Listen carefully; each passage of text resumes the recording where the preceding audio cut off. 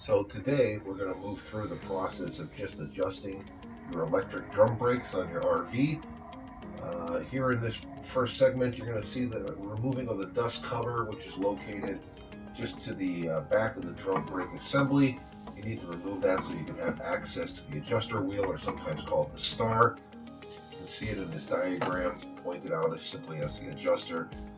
Once you've located that, the process to tighten these brakes is to just rotate that screw in an upwardly direction until you get the wheel to all but stop spinning freely. And then once you've done that, you back off by then adjusting in a downward direction so that you get the wheel to start moving with just a little bit of drag, but not very much. Ideally, you just want a little tiny friction on that wheel hub. Here's a better look at that star or adjuster wheel.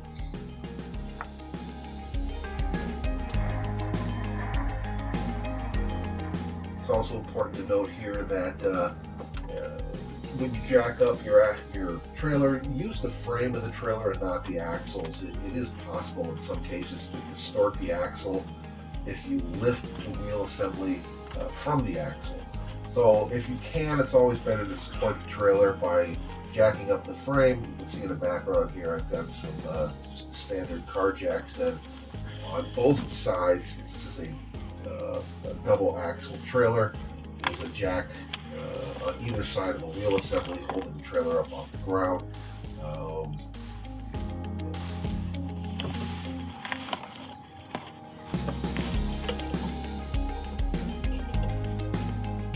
Here again you can see that I'm rotating the star wheel in an upwardly direction,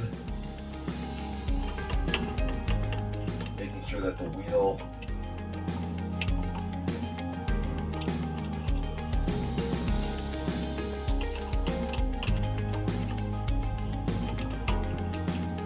once the wheel has enough drag on it from tightening the star, we'll then just back off on that a few turns in order to get the wheel to spin freely again.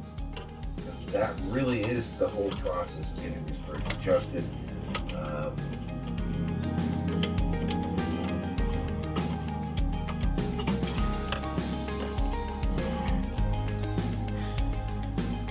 See here the wheel is tight.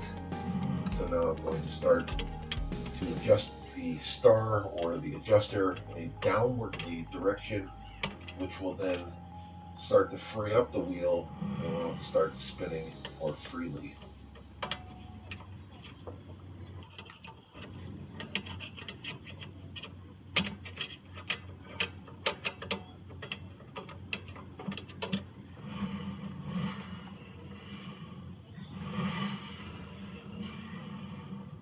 And overall, that's pretty much it.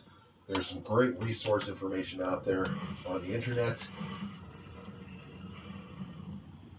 Always a good idea to look at several different sources of information if you're going to tackle this yourself. But at the end of the day, you're going to find that probably one of the more challenging aspects of the whole project is just getting your trailer properly supported and off the ground so that you can get under it safely.